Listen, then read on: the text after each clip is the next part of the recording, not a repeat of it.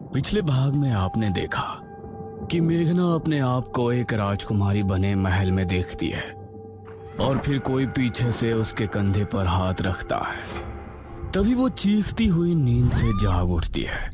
अब आगे। अरे क्या हुआ मेघना? मेघना की सांसें तेज तेज चल रही थी। उसके माथे पर पसीना आ गया था। कुछ बोल तो, क्या हुआ? बहुत ही अजीब सपना देखा यार। देख, मुझे लगता है तो इस गांव की झूठ मूठ की हिस्ट्री के बारे में ज्यादा ही सोच रही है। हम लोग बस मृत्युंजय अमृत का सैंपल लेते हैं और निकलते हैं यहाँ से, ठीक है? इस पर मेघना ने हल्के से हाँ में सर हिलाया। लेकिन सच कहा जाए तो असल में वो अपने साथ हो रही और इस गांव में घट रही हर एक घटना का रहस्य जानना चाहती थी। सुबह सुबह चीखना चिल्लाना बंद करो और दोनों हाथ मुंह धोकर नाश्ते के लिए आ जाओ। ये कहकर ठकुराइन वहां से चली गई। ये औरत बहुत ही खड़ूस है। एक बार हमारा काम हो जाए, इस गांव को मुड़कर भी नहीं देखना मुझे। ये दोनों फ्रेश होकर नाश्ता करने पहुंची तो अनुज ने उठकर मेघना के लिए चेयर पुल अप की। आओ मेघना, बैठो। ये देखकर ठकुराइन ने मुंह बना लिया और इन सभी ने मिलकर नाश्ता किया। अनुज बेटा, तुम जल्दी से हमारे साथ चलो, हमें तांत्रिक महाराज को लेने के लिए जाना है। ठीक है पिताजी। ये कहकर मुखिया ने इशिता और मेघना की तरफ देखा। बच्चियों, तुम दोनों बाहर नहीं जाना, ठीक है? हो सके तो ठकुराइन का काम में हाथ बटा देना। जी अंकल, आप फिक्र मत कीजिए, हम घर में ही रहेंगे। अनुज और मुखिया गांव के लोगों से विदा लेकर तांत्रिक महाराज को लेने श्रेणी के लिए निकल गए। इस तरफ मेघना गहरी सोच में डूबी थी। ये कहानी सिर्फ मृत्युंजय अमृत से शुरू हुई थी, लेकिन उसके बाद वो महल, अपने आप को राजकुमारी के रूप में देखना और ये निशिर मोलो, ऐसा लगता है इस गांव का हर एक रहस्य मुझसे जुड़ा है। क्या मुझे राजमहल में जाना चाहिए? करीब 6 घंटे के सफर के बाद मुखिया और अनुज तांत्रिक महाराज के आश्रम पहुंचे, जहां उनका एक शिष्य बैठा हुआ था। प्रणाम। जी प्रणाम। तांत्रिक महाराज कहाँ है? अभी कुछ देर पहले आते तो उनसे भेंट हो जाती। महाराज अभी कुछ क्षण पहले ही बेरमपुर गांव के लिए निकल गए थे।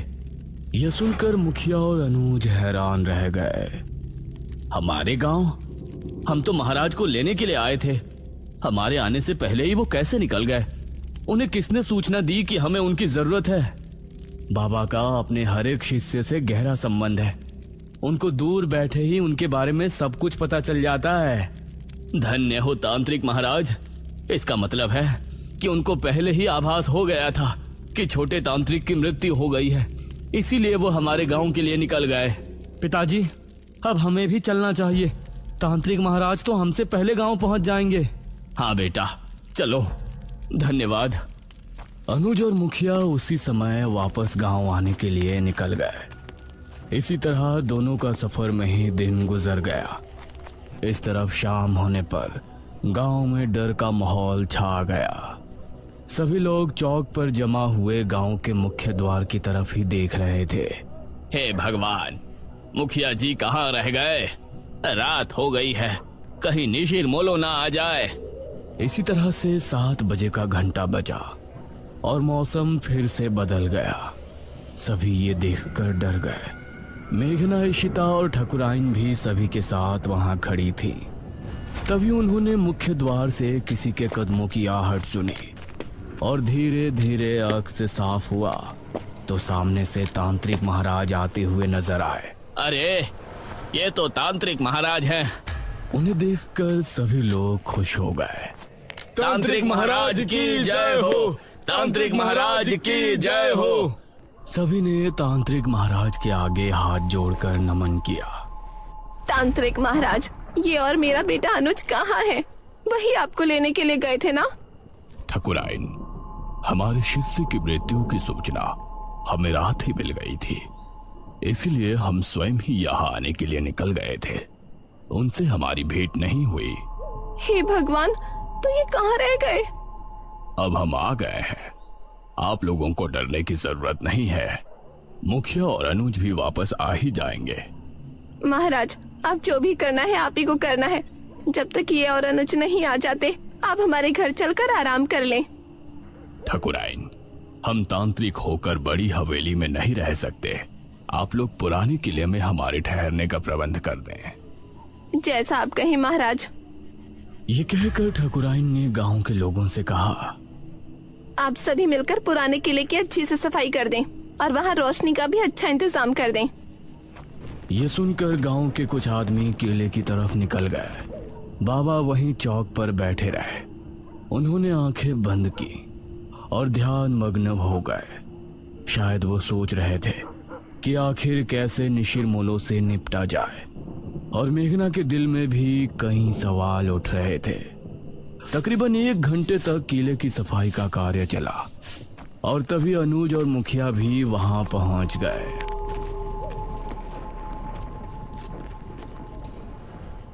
शुक्र है आप आ गए जी। प्रणाम तांत्रिक महाराज। मुखिया की आवाज सुनकर तांत्रिक महाराज ने आंखें खोली। तभी गांव के आदमी भी वहां पहुंच गए। किले की सफाई हो चुकी है ठकुराइन, अब तांत्रिक महाराज वहां ठहर सकते हैं। आप सभी हमारे साथ किले में चलिए। निशिरमोलो इतने सालों बाद कैसे वापस जाग उठे, ये जानने से पहले हम सभी को निशिरमोलो की पूर्ण कहानी को दोहराने की जरूरत पड़ेगी। अब सभी लोग मिलकर किले में पहुंचे। तांत्रिक महाराज एक ऊंचे टीले पर बैठे थे।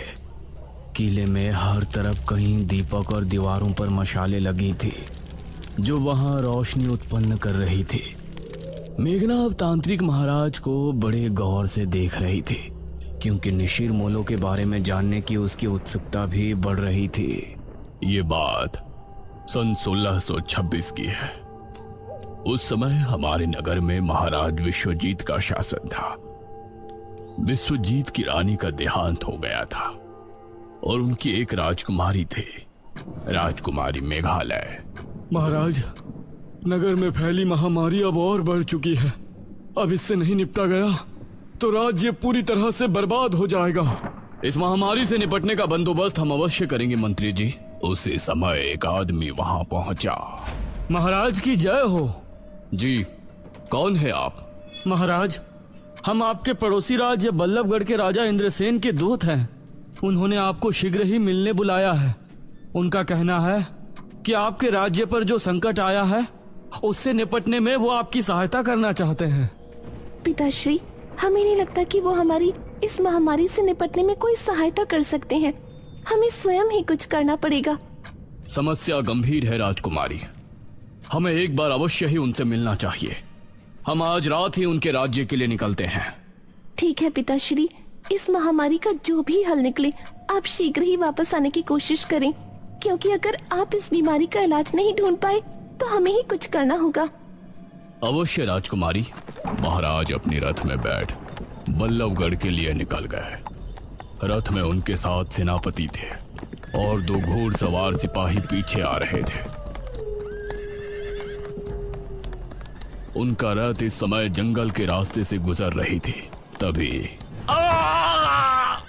अरे, ये क्या हुआ? रथ अचानक से रुककर टेढ़ा हो गया था। सेनापति जी, बाहर निकलिए। महाराज और सेनापति बाहर निकले तो देखा रथ का पहिया गड्ढे में फंसा है और चटक भी गया है। अरे, ये क्या हुआ? अब जंगल में इस रथ का पहिया कौन ठीक करने आएगा? क्षमा करें महाराज, हम अभी इसे ठीक कर देंगे। आपको थोड़ी प्रतीक्षा करनी पड़ेगी। तभी इन लोगों को पानी की आवाज सुनाई दी। ये कैसी आवाज है? ऐसा लगता है जैसे कोई कुएं से पानी खींच रहा हो, और यह आवाज कुएं के ऊपर लगी चरखी से आ रही हो। आइए देखते हैं। राजा और सेनापति उस दिशा में गए तो वहां उनको कुएं पर एक औरत पानी भरती नजर आई। उसके बाल बहुत लंबे थे, वो दिखने में बहुत ही खूबसूरत थी और वेशभूषा से आदिवासी लग रही थी। उसने जैसे ही महाराज और सेनापति से नजरें मिलाई तो उसका सौंदर्य देखकर ये दोनों ही सन्न रह गए।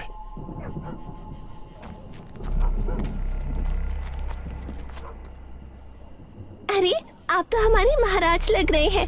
प्रणाम महाराज। प्रणाम। क्या नाम है आपका? मेरा नाम दमयंती है महाराज। यहाँ पास ही मेरी कुटिया है।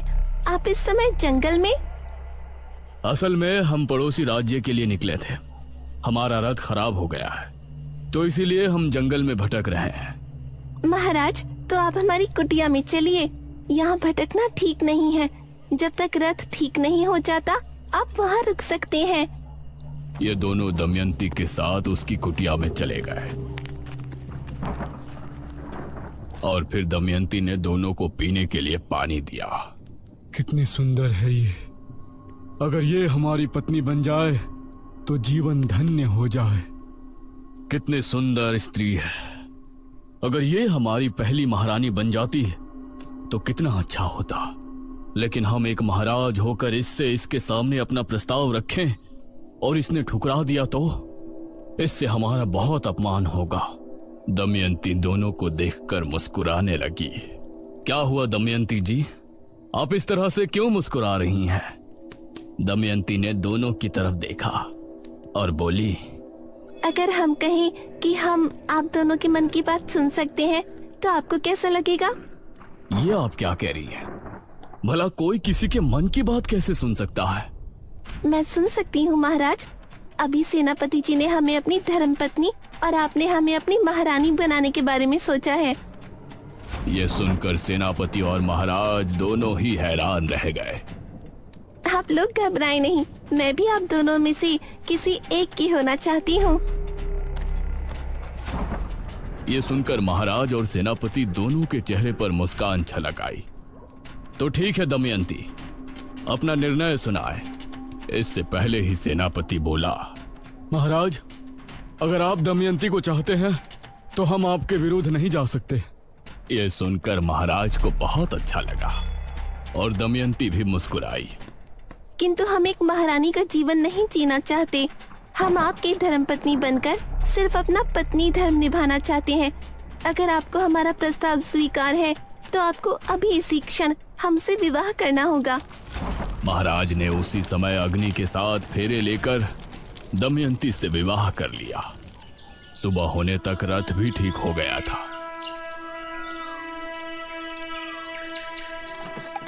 महाराज ने दमयंती को भी अपने साथ लिया और फिर उस राज्य पहुंचे। राजा इंद्रसेन को हमारा नमन है। आइए महाराज, बैठिए।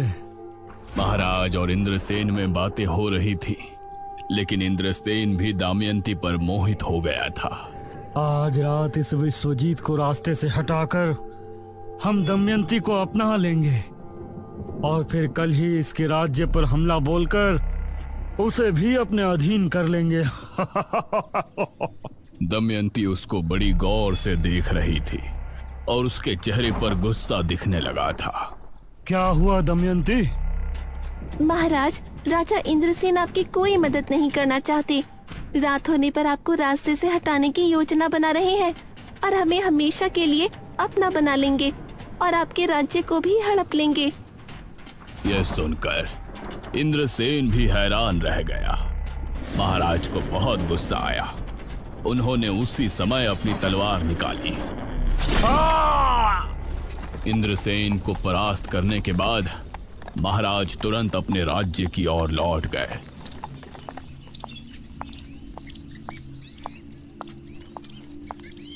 राजकुमारी बहुत चिंता में थी। प्रणाम पिताश्री। क्या बताया इंद्रसेन ने? क्या उस महामारी का कोई हल निकला? इंद्रसेन ने हमें बहाने से वहां बुलाया था। वो हमें मारना चाहते थे। वो तो धन्य हो दमयंती का जो इन्होंने हमें बचा लिया। राजकुमारी को महाराज की बात जरा भी समझ में नहीं आई। उसने दमयंती को घूर कर देखा।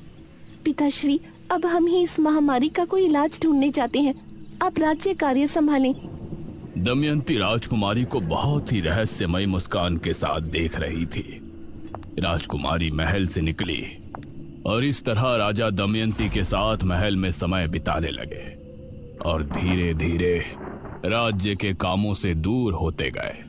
करीब 1 वर्ष और माह के बाद राजकुमारी वापस लौटी। पिताश्री, हमने उस बीमारी से लड़ने का इलाज ढूंढ निकाला है। बहुत अच्छे राजकुमारी, बताइए ये कैसे संभव है? पिताश्री, हमने एक महासिद्धि करके ये बीज हासिल किया है। इसी के जरिए हमें उस महामारी के साथ हर बीमारी से छुटकारा मिल जाएगा। क्या इस बीज के जरिए? जी पिताश्री, वो कैसे होगा ये आपको अगले 7 दिनों के भीतर पता चल जाएगा। राजकुमारी ने उस बीज को अपने हाथों से जंगल में जाकर बो दिया और रोजाना अपने हाथों से उसे पानी देने जाती। महाराज को राज्य की कोई चिंता नहीं थी।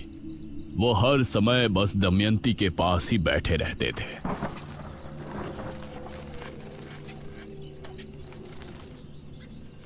7 दिनों के बाद राजकुमारी महाराज, मंत्री और सेनापति को लेकर जंगल पहुंची।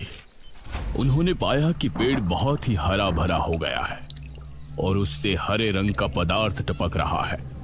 ये क्या चमत्कार है राजकुमारी? पिताश्री, ये मृत्युंजय अमृत है। इसकी 3 बूंद पीने से बड़े से बड़ा रोग दूर हो जाता है। हम इसके जरिए राज्य में फैली महामारी का खात्मा कर सकते हैं। वाह राजकुमारी, बहुत अच्छे।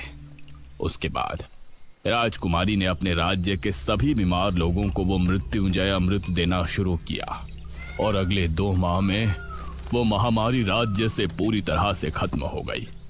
राजकुमारी इससे खुश भी थी, लेकिन महाराज के दमयंती के करीब जाने और हर दम चिपके रहने से चिंता में भी थी। तभी एक दिन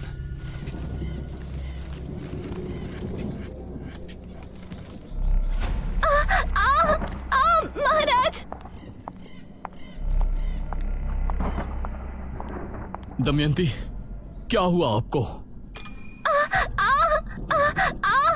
क्या हुआ दमयंती आपको? कुछ तो बताइए। देखते ही देखते उसके चेहरे की रंगत बदल गई और वो एक बूढ़ी नजर आने लगी। ये देखकर महाराज के पैरों तले जमीन निकल गई। दमयंती, ये क्या हो गया आपको? महाराज, असल में मैं कोई आम स्त्री नहीं हूँ, मैं एक डायनी हूँ। क्या? एक डायनी? हाँ महाराज, एक डायन जवान मर्दों को मारकर अपनी उम्र बढ़ाती है, लेकिन मैंने वो करना उचित नहीं समझा। इसलिए आज जब मेरी आयु 100 वर्ष हो गई है तो मैं बूढ़ी हो गई हूँ। अब अगली एकादशी की रात मेरी मृत्यु हो जाएगी। नहीं दमयंती, हम आपको ऐसे मरने नहीं दे सकते। हमें आपके डायनी होने से कोई ऐतराज नहीं। आपको बचाने का कोई तो तरीका होगा। एक तरीका है महाराज, लेकिन बहुत ही मुश्किल कार्य है। हमें बताइए, हम आपको बचाने के लिए कुछ भी करेंगे। अगली एकादशी की रात तक 11 मुर्दों के खून से अगर हम स्नान कर लेते हैं तो हमारी जान बच जाएगी और हमारा सौंदर्य भी वापस लौट आएगा। महाराज ने अब दमयंती को बचाने का प्रयास शुरू किया। राज्य में जब भी किसी की मौत होती तो उनके घरों से उनकी लाश को उठवा लिया जाता था और इसी तरह 10 लाशों के खून से दमयंती को नहला दिया गया था। इससे परेशान होकर मंत्री ने राजकुमारी को सब बताया। राजकुमारी, राज्य में हाहाकार मचा हुआ है। महाराज दमयंती को जवान बनाने के लिए मृत लोगों के शव का अंतिम संस्कार नहीं होने दे रहे हैं। उनके शव को बुरी तरह से काटा जाता है और उनके खून से दमयंती स्नान करती है। इससे प्रजा बहुत क्रोध में है। क्रोध की बात तो है ही मंत्री जी। मृत्यु के बाद जल्दी अंतिम संस्कार न किया जाए तो ये मृतक और उसके परिजनों के साथ नाइंसाफी होती है। वो कभी भी मोक्ष के द्वार से होकर नहीं गुजर सकते। हम पिताश्री से इस विषय में बात करेंगे।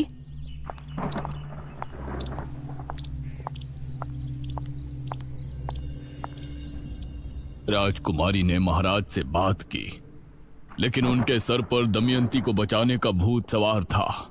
जो लोग पहले ही मर चुके हैं उनके शव को किसी के जीवन के लिए इस्तेमाल करना गलत नहीं है राजकुमारी। गलत तब होता जब हम जिंदा लोगों की बलि देते। आप हमें रोकने की कोशिश ना करें। राजकुमारी महाराज के व्यवहार से बहुत चिंता में थी। वहीं गांव के लोग भी अब इससे छुटकारा चाहते थे।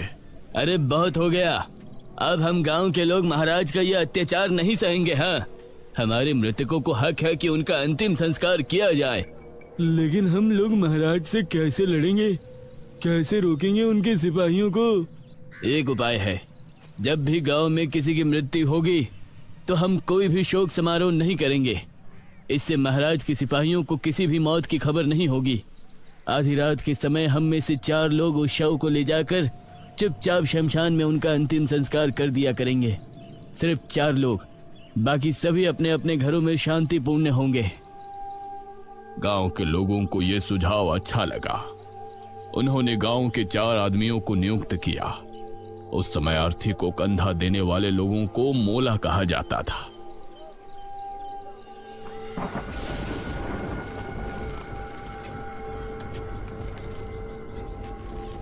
ये 4 लोग रात के समय निकला करते थे, इसीलिए इनका नाम निशिर मोलो रखा गया। अब जब भी कोई मृत्यु होती तो 4 कथई लिबास वाले आदमी निशिर मोलो बन के उस शव को कंधा देते और उसका चुपचाप अंतिम संस्कार करके वापस गांव को लौट आते। समझ नहीं आ रहा, पूरे 15